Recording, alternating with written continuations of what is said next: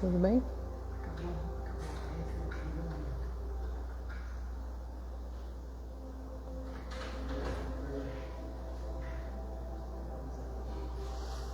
Boa noite a todos, aos presenciais, aos virtuais, que hoje a gente está aqui com muita alegria de poder estar aqui para falar com vocês e comigo mesma. Então vamos elevando os nossos pensamentos, nos acomodando da forma como nós queremos estar tão serenos e tão plenos para chegarmos ao nosso Pai. Vamos lembrando dos nossos mentores individuais que já prepararam esse ambiente, os mentores dessa casa, os mentores desse trabalho de preleção. Vamos lembrando de agradecer essa oportunidade maior. Vamos evoluindo nesse pensamento, trazendo o nosso melhor para esse momento, deixando um pouco de lado as nossas preocupações. Vamos abraçando as fraternidades amigas que se fazem presente e a ela vamos agradecendo por essa orientação, por essa caminhada e nos elevando ainda mais. Vamos chegando a Ricardo, seus lanceiros, pedindo a proteção maior nesse momento. Vamos agradecendo a Ismael, preposto de Cristo, divulgando o Evangelho em terras brasileiras. Vamos ainda mais um pouquinho, elevando os nossos pensamentos e sentindo esse amor que se aproxima de nós. A nossa mãezinha querida, Maria de Nazaré, que nos intui, que nos abraça e que nos prepara para esse encontro com Jesus, nosso irmão e mestre querido, e com Ele, com seus ensinamentos, abraçados nesse momento de puro amor, vamos chegando ao nosso Pai Celeste, ao nosso Pai Criador, e a Ele vamos dizendo: Pai nosso que estais no céu, santificado seja o vosso nome, venha a nós o vosso reino, seja feita a vossa vontade, assim na terra como no céu. Pão nosso de cada dia nos dai hoje, perdoai as nossas ofensas, assim como nós perdoamos a quem nos tem ofendido, e não nos deixeis cair em tentações, livrando-nos de todo mal. Que assim seja, graças a Deus e graças a Jesus. Muito bem. Meu nome é Cida Rugler. Eu vou estar falando hoje aqui como voluntária da casa, essa casa que me acolheu e acolhe a cada momento. Vou falar sobre o Evangelho segundo o Espiritismo. O tema de hoje é o capítulo 14. Honra a teu pai e tua mãe. Honrar pai e mãe. Nós vamos estar falando hoje, no começo desse capítulo, ele aborda os mandamentos. Então nós temos aqui, no item 1, já é lembrado a nós aqui os mandamentos. Então, como está dito no Evangelho, sabes os mandamentos: não cometas adultério, não mates, não furtes, não digas falso testemunho, não cometas fraudes, honra a teu pai e a tua mãe. E ele menciona Marcos, capítulo 10, item 19, Lucas, capítulo 18, versículo 20, e Mateus, capítulo 19, versículo 19. ele faz questão de trazer tudo isso porque é um apelo, inclusive, o honra a teu pai e tua mãe. Nós vamos chegar lá porque o honra é tão forte, né? Quando ele diz, honrará a teu pai e a tua mãe para teres uma dilatada vida sobre a terra que o Senhor teu Deus te há de dar. É a piedade filial. Nós vamos estar falando hoje sobre esse mandamento. É uma consequência da lei natural da caridade. Então, quando é dito honra a teu pai e tua mãe, a gente recebe aqui uma orientação que Deus nos dá de, além de toda a caridade, a obediência, o respeito que nós temos com o próximo, honrar a pai e mãe, ele ainda acrescenta no amor que nós temos que ter em relação aos nossos pais, exatamente essa essência do respeito, da obediência. Por quê? Porque são eles os principais responsáveis e facilitadores de nós estarmos aqui, vivos hoje, e termos recebido a dádiva da vida. Então, quando é dito que essa obediência e a condescendência que nós temos que ter implica exatamente em cumprir para com eles toda maneira de amor. Então não importa como eu vou levar aos meus pais que me deram a vida, eu não simplesmente vou querer cumprir com alguma necessidade que eles tenham. Eu não estou só pensando em dar a eles aquilo que eles necessitam, basicamente e ponto final, mas sim fazer com amabilidade, fazer a eles com carinhos, mesmo até as coisas supérfluas. Vamos oferecer também, e não simplesmente só pensar, ele precisa disso, então isso já tem e está tudo certo. Não, vamos tratá-los de forma carinhosa, de forma respeitosa, porque sem amá-los, sem amar o nosso pai, nossa mãe, não temos a menor condição de amar o próximo, que é o maior mandamento, amar o próximo como a ti mesmo. Então quando Deus nos diz, né, sobre exatamente ter a caridade naturalmente às pessoas, Ele coloca nesse honrai uma obrigação maior, não só simplesmente como o seu próximo, mas são seus pais e suas mães, seu pai e sua mãe. E nisso nós sabemos também, como também aborda já logo no comecinho do capítulo, que nós temos assim, todos nós conhecemos, nos relacionamos, vemos pessoas, vizinhos, famílias, e quem nunca pensa, certos pais, é verdade, a gente pensa isso, às vezes parece que, nossa, não merece o filho que tem, ou então, nossa, o filho, os pais fazem tanto por ele, e que ingratidão que eles têm para com os pais.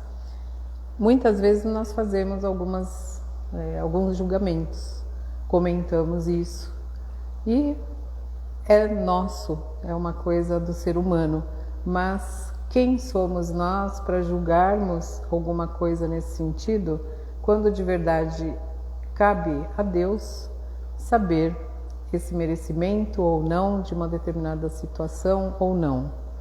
Então não nos compete realmente julgar, o que nos compete é amar o nosso pai e a nossa mãe. E nas instruções, inclusive dos espíritos que tem no Evangelho, eles nos falam sobre a ingratidão dos filhos, né? Muitas vezes a ingratidão dos filhos para com seus pais.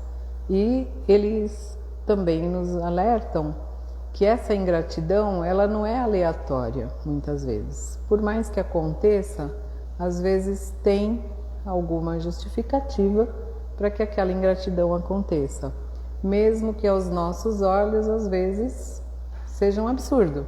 Mas nós sabemos, pela misericórdia divina, que todas as situações que são vividas, que são experimentadas, são contratadas, né, na espiritualidade. Então nós sabemos que às vezes existem algumas ingratidões, até porque muitos dos desencarnes às vezes acontecem de o espírito levar consigo ódios, desejos de vingança.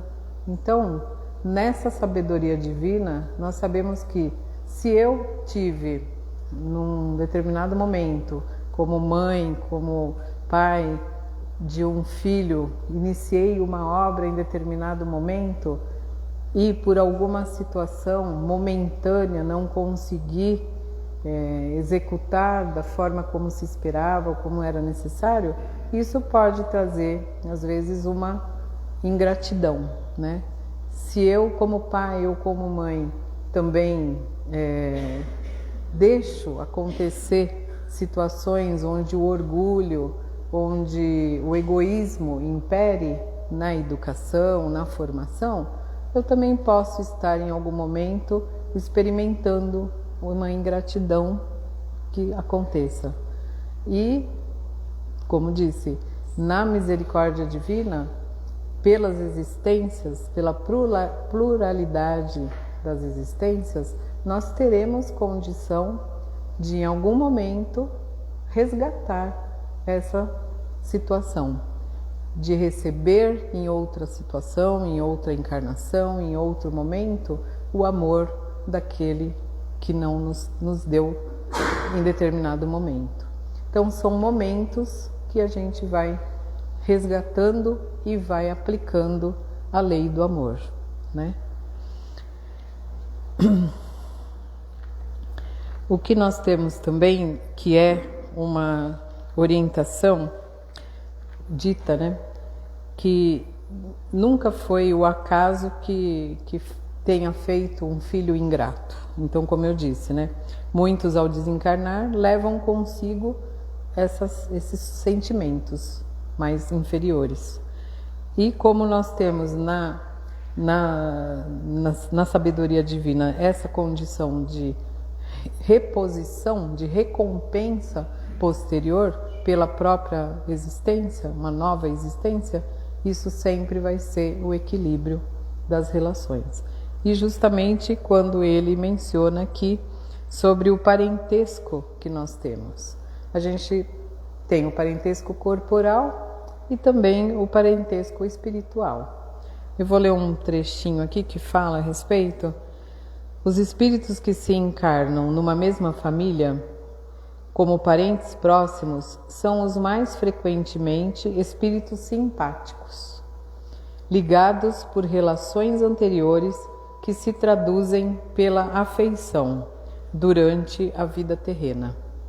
Mas pode ainda acontecer que esses espíritos sejam completamente estranhos uns aos outros, separados por antipatias igualmente anteriores, que se traduzem também por um antagonismo na Terra. Os verdadeiros laços de família não são, portanto, os da consanguinidade, mas os da simpatia e da comunhão de pensamentos, que unem os espíritos antes, durante e após a encarnação. Onde nós temos que dois seres nascidos de pais diferentes podem ser mais irmãos pelo espírito do que se o fossem pelo sangue. Então as experiências, as existências, as vivências, elas vão fortalecendo esse laço de família, que muitas vezes pode ser tranquilo, outras vezes pode ser um pouco mais tumultuado, mas sempre será com a anuência do nosso Pai Maior. Então, o que eu gostaria assim de ressaltar, né? Existe até um tema que se fala assim, quando Jesus teve na sua caminhada entre os apóstolos e tudo mais, em reuniões, quando houve uma frase que foi dito: quem é minha mãe e quem são meus irmãos? Né? E ele mesmo diz: são aqueles que comunguem comigo, são aqueles que estão aqui, os que com quem tenho a comunhão de pensamentos, de ações, de exemplos, de amor. Então, essa é realmente a verdadeira filiação, familiaridade que os espíritos trazem para essa vivência, né? Por isso aí, a não julgarmos, a não trazermos como, puxa, mas não merece isso, fulano fez aquilo. A nós não compete, de fato.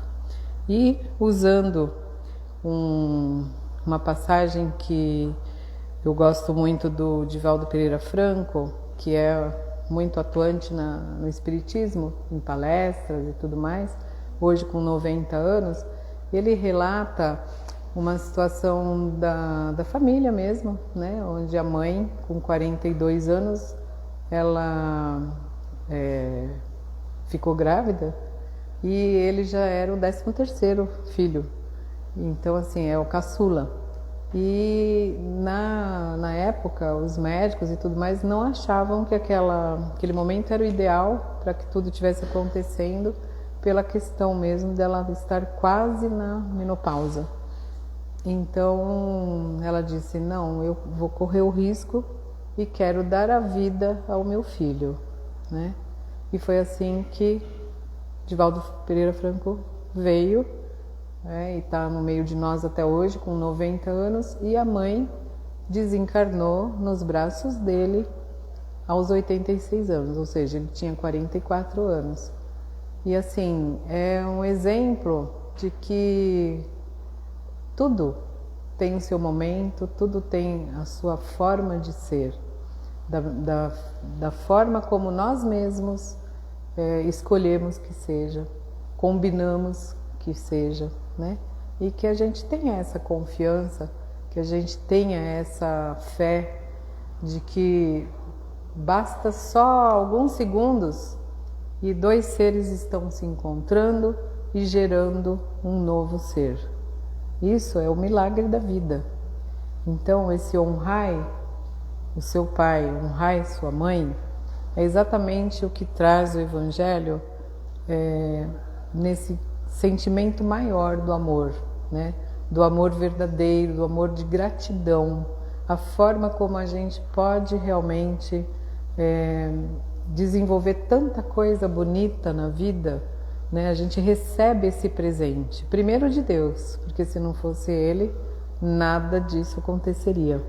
E depois essa junção, esse meio, né, mais maravilhoso que existe de duas pessoas se juntarem e conceberem um novo ser. E somos nós, né? Então, que privilégio a gente ter essa oportunidade e que façamos da vida, que é um presente nosso maior, essa gratidão mesmo, a quem quer que seja.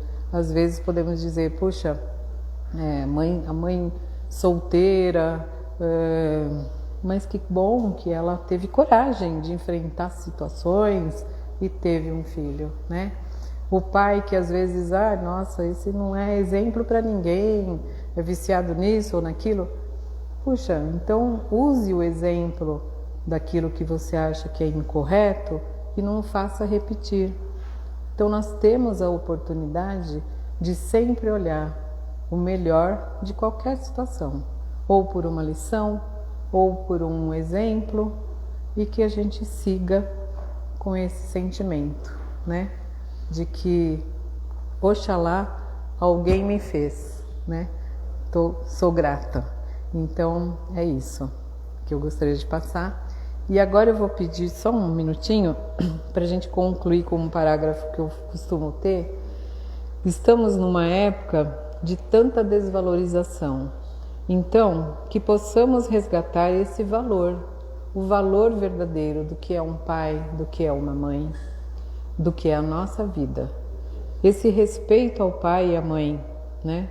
E vamos simplesmente fazer o que nos cabe, que é amá-los verdadeiramente e unicamente. Eu vou chamar agora uma querida, amada, minha filha, que vai cantar uma música comigo. Considerando que nós estamos no dezembro, época de Natal, falando tanto de nascimento, da vida e do privilégio de termos a vida, né? Eu vou pedir para a Vitória, minha filhota, cantar uma música comigo. Claro que ela vai cantar mais, tá? Eu juro que eu não sou muito boa nisso, então ela vai falar. E é uma música que nós fizemos juntas, para justamente agradecer a vida. Agradecer a vida, eu aos meus pais, ela aos pais dela, e assim, a Deus principalmente, né? E a todos que estão aqui, a gente quer desejar um ótimo dezembro, um ótimo Natal. Então a musiquinha é essa aí, tá bom? Boa noite. Ela se chama Amar, então espero que gostem.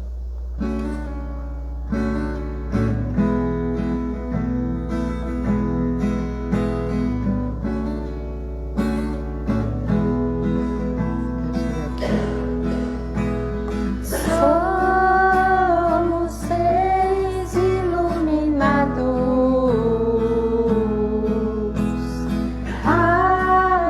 abençoados em sermos irmãos,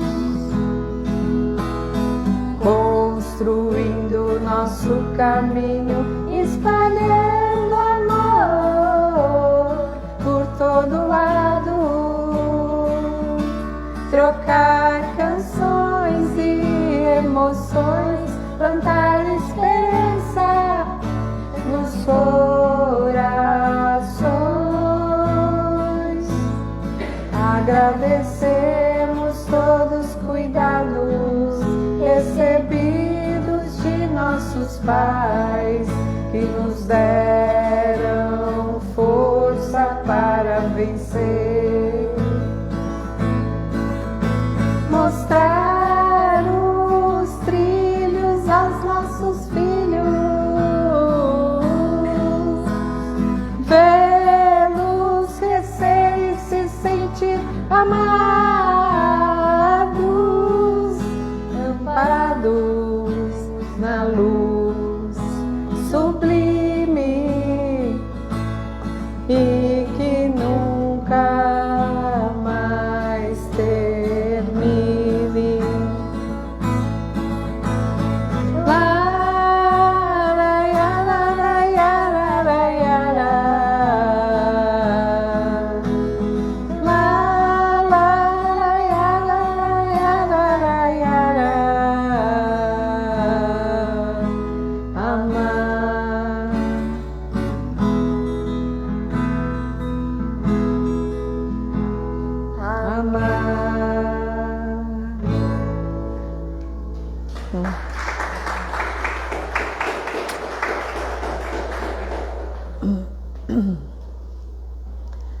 Então, agradecendo esse momento tão especial, eu vou convidar vocês a fechar os olhos, visualizarem esse coração que pega fogo de amor,